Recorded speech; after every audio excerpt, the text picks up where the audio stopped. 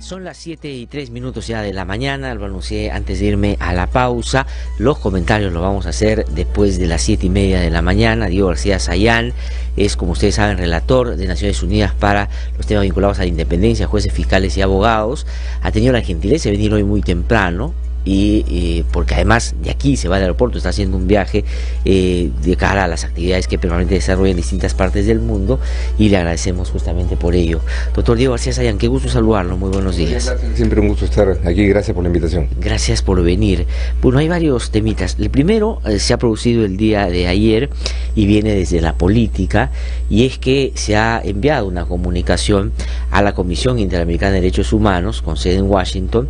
Lo han hecho o lo firman el congresista Mauricio Mulder y la congresista Cecilia Chacón, en la cual argumentan que en el Perú hay persecución política, es decir, que hay una serie de actos de acoso y de persecución a los opositores al régimen, y buscan que el sistema interamericano esté atento para salvaguardar eso que efectivamente en democracia es un derecho fundamental, el desarrollo político y la libre deliberación de punto de vista, de ideas o planes que uno pueda tener sobre lo que quisiera que pase en el país. Y además adjuntan una lista firmada por un grupo de congresistas fujimoristas, apristas, ex fujimoristas o ex congresistas fujimoristas y también apristas, y uno que otro de otras agrupaciones, para sustentar este argumento de la persecución, que hay un ambiente, dicen, de tensión en contra de los opositores al régimen. Mi pregunta es eso, ¿qué le parece eso, en tanto es tratar de activar un mecanismo entre CIDH, sobre todo viniendo de aquellos que siempre han hablado no muy bien del sistema interamericano? Sí, bueno, gran paradoja, ¿no? Porque cuando se ha atacado de manera sistemática al sistema internacional de derechos humanos como una herramienta del terrorismo, en un exceso de adjetivación impresentable, sin embargo, evidentemente cualquiera, incluso quienes lo han criticado, está en derecho de presentar una queja si considera que hay motivos. Ya la Comisión Interamericana verá cómo se pronuncia frente a eso. Pero simplemente como un comentario a pie de página, mirando el escenario, parecería que esto tiene conexión directa con la argumentación que se ha dicho públicamente, y he sido uno de ellos, de decir, bueno, el caso de la supuesta persecución política a Alan García no existe porque ningún organismo internacional ha recibido jamás una referencia sobre supuesta persecución política en el Perú, ni en las Naciones Unidas o en el sistema interamericano. La Comisión Interamericana de Derechos Humanos, como tú lo has recordado en este programa varias veces, estuvo aquí en el Perú hace algunas semanas recogiendo información sobre muchos temas, y nadie le presentó la tesis de que había persecución política en el Perú. Y lo mismo ha pasado en Naciones Unidas, que es efectivamente cuando le consultaron a usted dijo, en Naciones Unidas no ha llegado una línea. Entonces, evidentemente esto tendrá que ser sustentado. Aparentemente tiene conexión con el tema del pedido de asilo del señor Alan García, pero eso ya le corresponde estudiarlo a la Comisión Interamericana. Pero es una paradoja, pero en todo caso se reitera la tesis que siempre hemos expuesto aquí y en el mundo entero, de que cualquiera, no porque tenga determinada ideología, puede presentar su caso ante un organismo internacional. Naturalmente tiene que sustentarlo con hechos más o menos indubitables, cosa que en este caso la Comisión Interamericana tendrá que valorar qué hace, efectivamente, ¿no? Pero entonces lo que están haciendo es una especie de generar o habilitar un ambiente que pueda darle el argumento para el asilo, porque no se explica por qué ahora, por qué no antes, por qué antes de que le dieran o el señor García se fuera a la casa del embajador de Uruguay, y había algunas dificultades judiciales con algunos líderes políticos. Podrían haber en ese momento articulado algún nivel de pronunciamiento, digamos, ¿no? Está vinculado, la oportunidad en la que se hace es algo que tendrá que ser valorado no solamente por el organismo pertinente, en este caso la Comisión Interamericana, sino también, en este caso, si se conecta al tema del pedido de asilo, naturalmente tendría que ser valorado por el gobierno del Uruguay, porque evidentemente se está armando una sustentación, entre comillas, que no existía cuando se pudo haber presentado algo, ¿no? Sí. Ahora, doctor Diego García Sayán, usted, habiendo sido parte del sistema interamericano y presidente de la Corte Interamericana, que hace parte del sistema, ¿qué cosa le dice su experiencia sobre lo que la Comisión podría decir? Se lo pregunto porque ya no es parte del sistema, es decir, no podría usted, como en otros casos, cuando estaba todavía en la Corte, pronunciarse sobre casos del Perú. Pero, digamos, ¿qué dice la experiencia García, es muy fácil identificar o catalogar a un país como autoritario, como que persigue a sus opositores por el solo dicho de un sector o de un político. No, mira, la Comisión Interamericana por lo general no califica regímenes políticos, tiene que calificar situaciones de concretas, ¿no? Y hoy día cada vez está más presente en las valoraciones que se hacen en los organismos internacionales de derechos humanos el tema de la corrupción. Yo mismo, como relator de Naciones Unidas, antes de que estallara todo este escándalo en el Perú, he planteado que la Convención de Naciones Unidas contra la Corrupción es un tratado de derechos humanos porque tiene que ver con un aspecto central que erosiona los derechos humanos, porque priva a la sociedad de recursos, porque afecta a la independencia judicial por la corrupción, por la coacción, de manera que cada vez es más difícil que un organismo de derechos humanos disocie su análisis de determinados hechos de un contexto que es, en este caso, indudablemente un contexto de enfrentamiento a la corrupción. La simple acusación de alguien que se siente afectado por una alegada persecución política no es suficiente, porque lo que hace la Comisión Interamericana o cualquier organismo en este caso es transmitir esa información al Estado para que el Estado exprese sus valoraciones y apreciaciones al respecto, de manera que es, me imagino, lo que la Comisión Interamericana tendrá que hacer en los próximos días, si es que no lo ha hecho ya, es transmitir esto, y lo que probablemente el Estado haga es sustentar que no hay persecución política, que es, creo, la tesis que comparte una buena cantidad de los ciudadanos, ¿no? Ahora, muy por el contrario, más bien lo que se ha recibido el sistema interamericano, no sé si Naciones Unidas, son algunas preocupaciones de distintos sectores sobre lo que le está pasando, le puede pasar más bien a algunos jueces y fiscales por desarrollar este proceso de lucha contra la corrupción que ha sido a contracorriente. Cuando ha estado acá el relator para Perú de la Comisión Interamericana, el señor Joel Hernández, él llevó información de esta naturaleza. Por el contrario, se ha estado hablando más bien que la política como un mecanismo para entorpecer la actuación de la justicia ha venido generando actos, ¿no? Y todos los líos que hay en el Ministerio Público, el tema del fiscal de la Nación, sobre el cual no me voy a pronunciar ahora, son temas que evidentemente sí han estado en los cuestionamientos internacionales, que son otros, y más bien es la independencia de los jueces y fiscales, su seguridad e integridad física, lo que está en las manifestaciones que sí se han recibido internacionalmente, ¿no? Sí, doctor Diego, y en el caso de el argumento que esgrime Alan García y quienes alrededor de él han generado un acto de defensa que está procurando el asilo, dicen que el hecho de que el presidente de la República, Martín Vizcarra, se haya pronunciado en varias oportunidades pidiendo que el Ministerio Público, el fiscal de la Nación, deje de serlo, de un paso al costado para que se revierta la crisis que hay ahí, es un intento de copamiento y de intromisión. ¿Eso es así? ¿Podría, digamos, calzar? Mira, el jefe del Estado tiene una serie de obligaciones. La principal de ellas es hacer respetar y respetar la Constitución, ¿no? Y si a juicio del jefe del Estado, y es también la apreciación de mucha gente en el Perú, hay en el mantenimiento del actual fiscal de la Nación por no cumplir las condiciones que establece la ley, no es un tema ideológico o político, tiene que ver con una trayectoria, con una calidad, con una conducta intachable, dice la ley, ¿no? O sea, eso no es un invento que ha hecho el señor Vizcarra.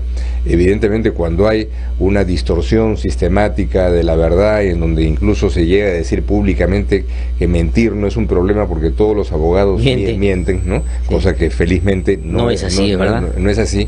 Evidentemente hay no solamente el derecho, creo yo, sino la obligación de alguien que tiene que defender la Constitución de hacer notar esa contradicción.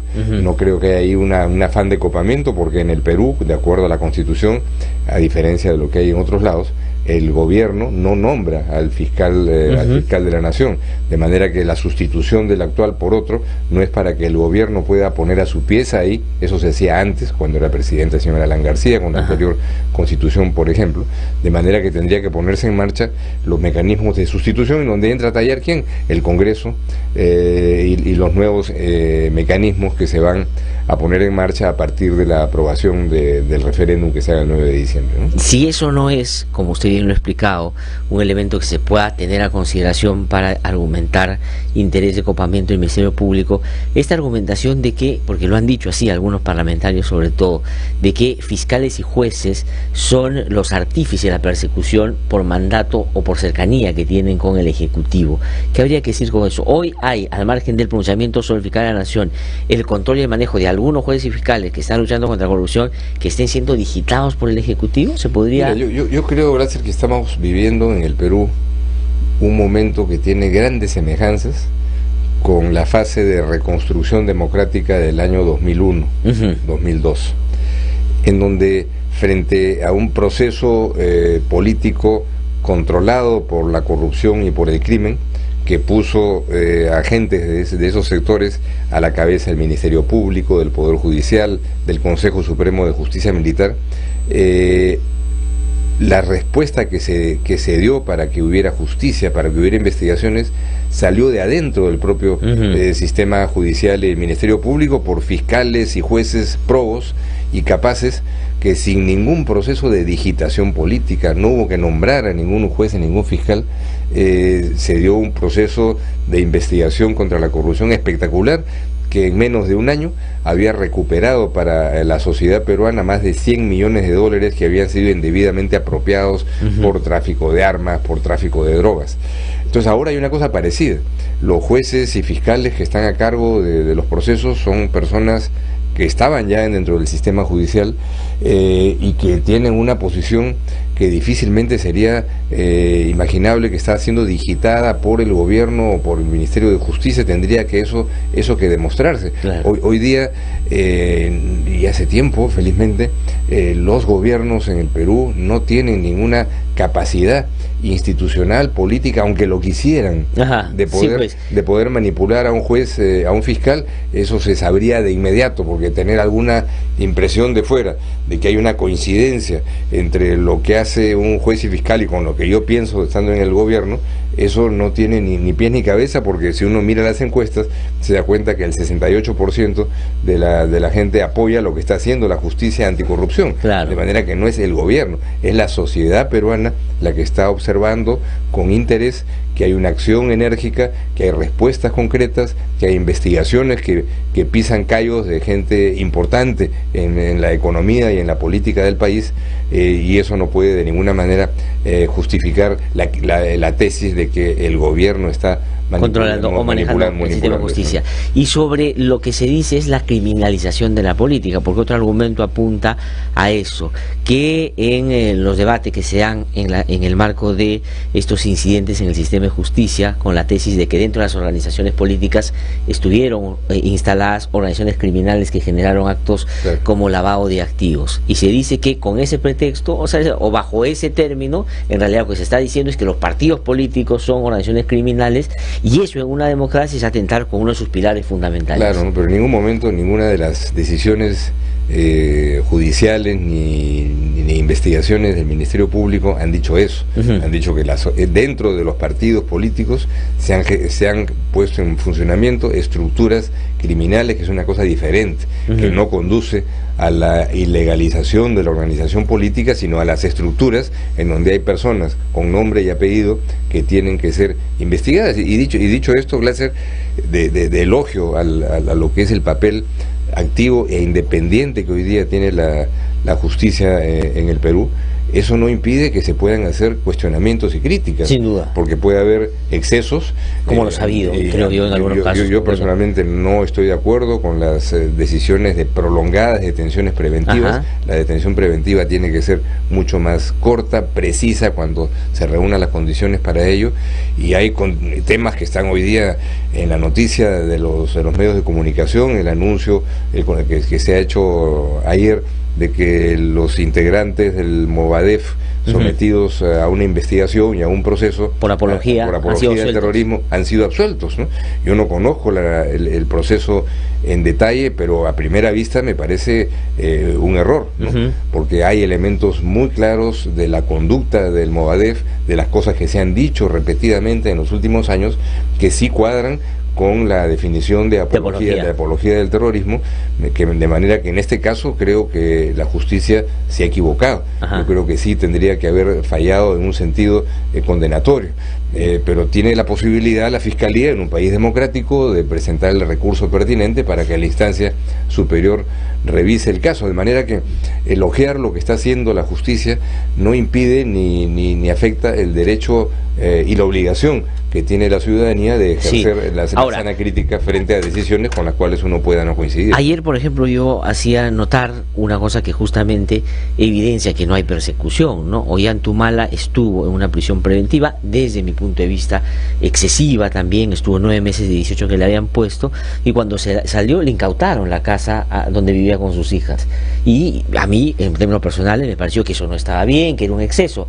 Ayer se ha conocido que la sala superior el señor Concepción Carhuancho revirtió esa medida y les han devuelto la casa. Es decir, sí se puede dentro del propio sistema corregir aquello que uno pueda... La pluralidad de instancias funciona, la detención preventiva que se ha dispuesto para Keiko Fujimori ha sido es materia de un recurso de apelación que tendrá que verse, y ese plazo podría ser eventualmente modificado o dejado sin efecto, y nadie podría cuestionar que ahí entonces es el Congreso el que está manejando a la justicia. Yo creo que hay que tener mucho cuidado.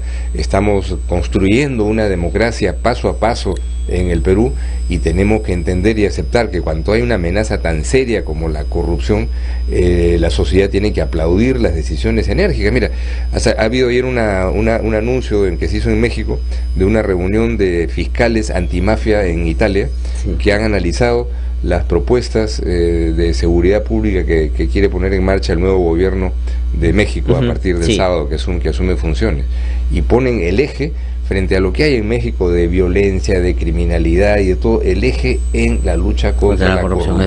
Entonces, tocar la corrupción no es simplemente decir, bueno, quienes hicieron algo malo para el proceso electoral del año 2011 o lo que fuera. Es un asunto medular en la distorsión de las instituciones, en llevar a que las instituciones políticas, judiciales y de seguridad dependan de intereses venales y no cumplan con las obligaciones que están establecidas en la Constitución y la ley, ¿no? Ahora, si bien, doctor Diego García Sayán, usted ha dicho que en el ámbito del sistema interamericano la Comisión tendrá que valorar si lo que le presentan como preocupación estos parlamentarios aplica o no, digamos, choca o no con los estándares en materia de lo que son o es el funcionamiento del Estado de Derecho. En el caso del asilo, ¿qué cosa es lo que se tiene que tener en cuenta? Por ejemplo, ahí hay cosas muy interesantes. Lo que se ha argumentado hasta ahora es que Uruguay tiene la tradición del asilo, ¿no? Ese es un poco el gran argumento. Entonces, por tradición, en teoría debería darle, porque le da a cualquiera, casi que se lo ha solicitado. ¿Qué otros elementos más hay que tener en cuenta ahí? El presidente de la República, Martín Vizcarra, ayer consultado por esto en Chile, ha dicho que no hay que confundir la lucha contra la corrupción con persecución política, porque si es así, no solo se cae en el Perú, sino se puede caer en otros países también. ¿Cuál es su apreciación sobre las posibilidades de asilo? ¿Qué podría significar si se lo dan a la nación? Mira, yo creo varias cosas, ¿no? Lo primero es que para que haya asilo diplomático tiene que haber persecución política, ¿no? O sea, no puede asilarse a alguien que está siendo investigado por un delito común. Eso es algo que se deriva del propio texto de la Convención de 1954. En segundo lugar, si es que se considera el asilo en este caso de una persona que está siendo ni siquiera juzgada, que está siendo investigada preliminarmente por temas de corrupción, se sentaría el precedente de que Uruguay, por lo menos, tendría que concederle asilo a decenas de personas que indudablemente tocarían la puerta de la residencia de la embajada, o irían pretextando que son invitados al siguiente cóctel en la embajada y no se salen. Y no se irían nunca, de manera que en menudo problema se metería Uruguay. Y tercero, lo más importante, Glacia, yo no entiendo por qué razón no se ha insistido, por lo que he visto en las declaraciones gubernamentales, en que junto a la Convención de Asilo del año 54 hay otros tratados internacionales que tienen que cumplir también Uruguay. ¿Cuáles, por ejemplo? Y el principal de ellos es la Convención de Naciones Unidas contra la corrupción, que no es un tratado retórico que establezca principios vagos. No es declarativo, digamos.